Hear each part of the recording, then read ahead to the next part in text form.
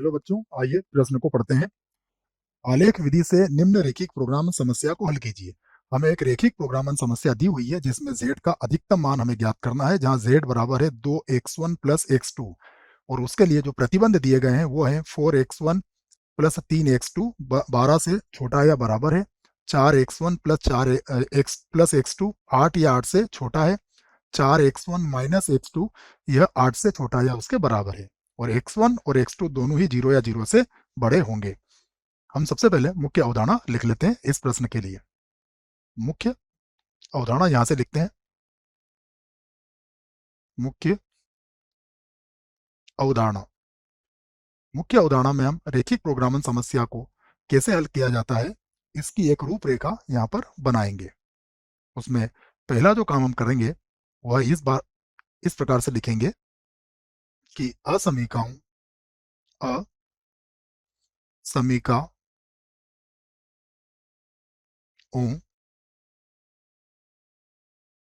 की सहायता से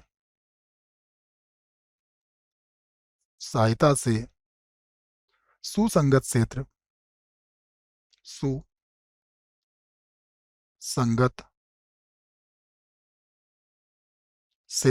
प्राप्त करना। सुसंगत क्षेत्र प्राप्त करना। उसके बाद कोणीय बिंदु की सहायता से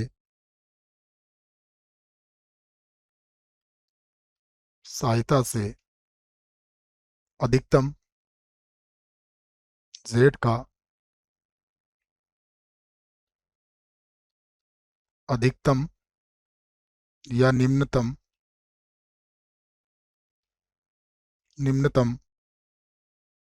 मान प्राप्त करना।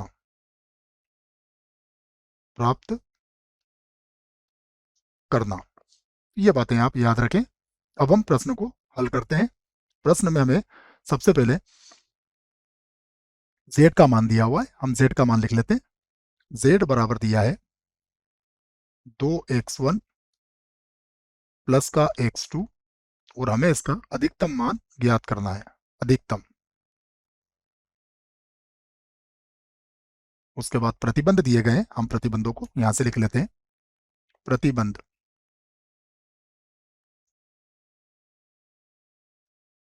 हमें दिए गए हैं। पहला प्रतिबंध है 4x1 plus 3x2, 4x1 plus का 3x2 और ये छोटा या बराबर है 12 से। छोटा या बराबर है 12 से, ये पहला है। उसके बाद है 4x1 plus x2, 4x1 plus x2 ये छोटा या बराबर है 8 से। बराबर है 8 से। उसके बाद 4x1 minus x2, 4x1 minus x2 ये छोटा या बराबर है 8 से। उसके बाद x1 और x2 ये दोनों ही 0 या 0 से बड़े हैं। हम अब पहला प्रतिबंध यहां पर लिखेंगे और उसे हल करेंगे। तो पहला प्रतिबंध है, यहां से लिख लेते हैं 4x1 प्लस का 3x2 ये है छोटा या बराबर है 12 के, तो इसके संगत 4x1 3x2 बराबर 12 एक समीकरण बनाएंगे और इस पर बिंदु लेंगे। सबसे पहले इस पर हम बिंदु ले लेते हैं। पहला बिंदु, जब x1 का मान 0 रखेंगे तो x2 का मान 4 आएगा। दूसरा बिंदु, यदि हमने x2 का मान 0 रखा तो x1 का मान 3 आएगा। यहां पर मैं लिख देता हूं इसे। उसके बाद यह मूल बिंदु को संतुष्ट करेगा, तो मूल बिंदु 0 0 को संतुष्ट करती है। संतुष्ट करती है। ये पहली लिखी हमने, अब हम लिखेंगे इसकी दूसरी असमीका। यहां पर लिख लेते हैं दूसरी असमीका। दूसरी है 4x1 plus x2, 4x1 plus x2, ये छोटा या बराबर है 8 से। सबसे पहले इस पर बिंदु लेंगे, कोई से भी दो बिंदु इस पर लिए जा सकते हैं। पहला बिंदु, जब x1 का मान 0 होगा तो x2 का मान 8 होगा। मैं इसके संगत समीकरण लिख देता हूं पहले। ये होगी 4x1 प्लस x2 बराबर 8, यहां से मान ले रहे हैं। तथा दूसरा बिंदु, यदि x2 का मान 0 रखा तो x1 का मान कितना आएगा 2, तो ये 2,0 हो जाएगा। उसके बाद ये मूल बिंदु 0 0 को संतुष्ट करती है, क्योंकि 0 सदैव 8 के छोटा ही होता है। करती है, इसे हम समीकरण 2 बना सकते हैं। तीसरा प्रतिबंध जो है उसे भी मैं लिख देता हूं। तीसरा प्रतिबंध है 4x1 minus x2, 4x1 minus x2 छोटा या बराबर है 8 से। इसके संगत समीकरण बनाते हैं 4x1 माइनस x2 बराबर 8। इसे हम समीकरण 3 बनाएंगे और इस पर बिंदु लेंगे। सबसे पहले इस पर कोई दो बिंदु ले लेते हैं।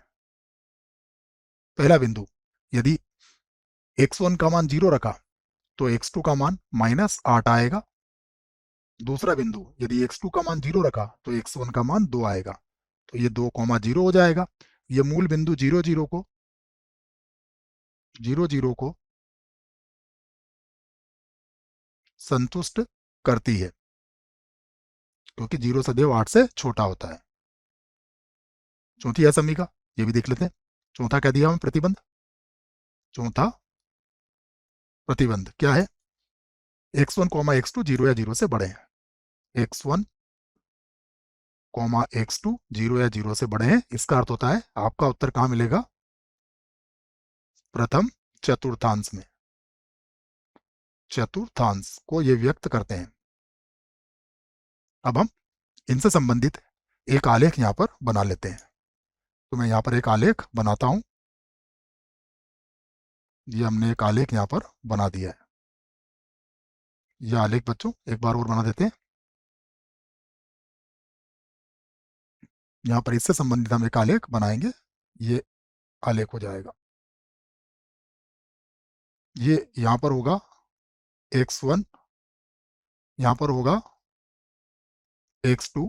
हम दो दो का अंतर ले लेते हैं। 2 4 6 8, यहां भी यही करते हैं। 2 4 6 8, इधर भी ऐसे ही अंतर हम ले लेंगे।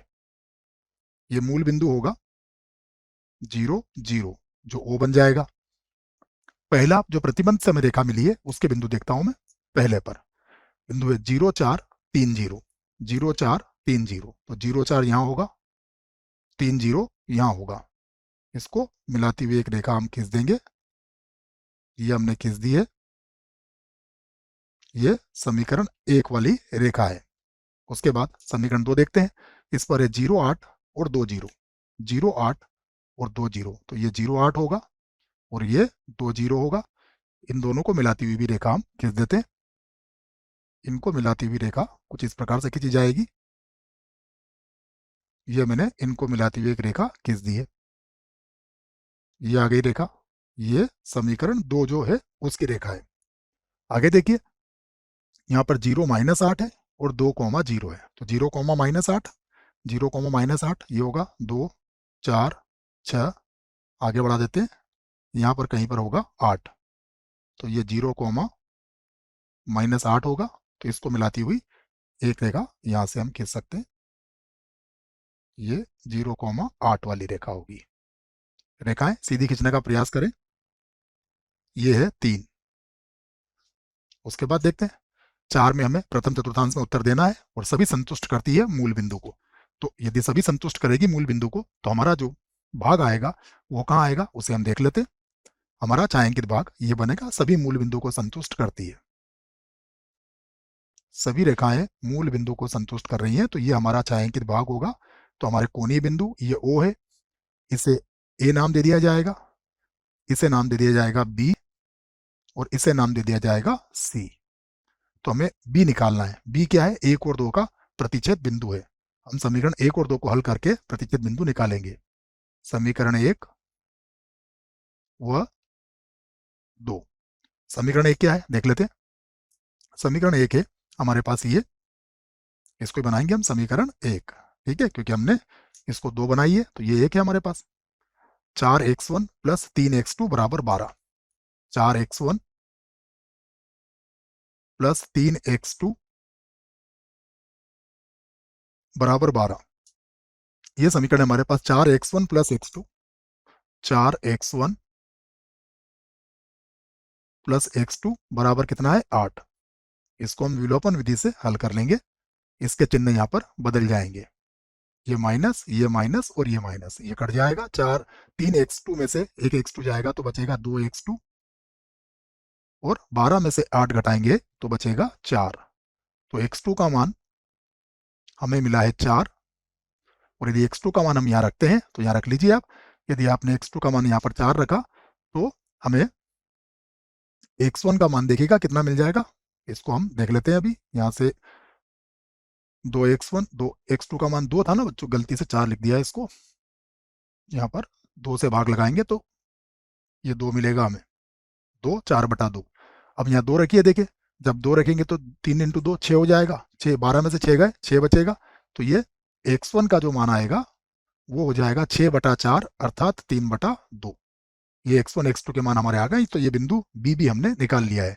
तो ये जो बिंदु बी के निर्देशांक आए हैं यह है 3/2, x2 का मान कितना है? 2 है। ये समझ में आ गया होगा आपको। x2 का मान मैंने 2 रखा है तो 6, 12 में से 6 गए 6, और 6/4 जो कि 3/2 के बराबर होता है। यहाँ पर आप कोणीय बिंदु की सारणी बनाएंगे तो यहाँ लिखेंगे कोणीय बिंदु, और यहाँ पर z का मान। तो z क्या था वो देख लेते हैं। z था 2x1 plus x2, 2x1 plus x2। यहाँ लिख लेते हैं 2x1 प्लस x2। और कोणीय बिंदु में पहला बिंदु O है जिसके निर्देशांक 0 0 है। उसके बाद बिंदु ए देखिएगा, ये होगा 2,0 जो हमने निकाल रखा है, तो ये होगा 2,0। उसके बाद बिंदु बी जो हमने विलोपन से हल किया है, 3/2,2, 3/2,2। उसके बाद बिंदु सी देखिएगा, बिंदु सी जो है ये 0,4, ये पहले से दिख रहा है हमें, तो ये 0,4 हो जाएगा। ये चारों बिंदु हमने निकाल लिए। सबसे पहले इसका मान रखेंगे, x का मान 0, y का मान 0, तो हमें मिलेगा ये तो 0 मिलेगा। यहाँ पर यदि आपने x1 का मान कितना रखा? 2, तो 2 का 4 हो जाएगा। 4 प्लस 0 4 ही होगा। यहाँ पर मान रख लेते हैं 3/2, तो 2 से 2 कट जाएगा 3, 3 और 2 5 हो जाएगा। ये मान हो गया 5। यहाँ पर 4 रखेंगे और ये 0 रखेंगे तो यहाँ आ जाएगा 4। हमें अधिकतम मान ज्ञात करना है, तो इसमें अधिकतम कौन है? इसमें ये अधिकतम है, अधिकतम। तो हमारे प्रश्न का उत्तर आ चुका है, हम इसको लिख देते हैं। अतः अतः बिंदु बिंदु 3/2, 2 पर z का अधिकतम मान, z का अधिकतम मान 5 है, 5 है। यही हमारे प्रश्न का उत्तर है। आशा करते हैं बच्चों आपको इस प्रश्न का उत्तर समझ में आया होगा। धन्यवाद।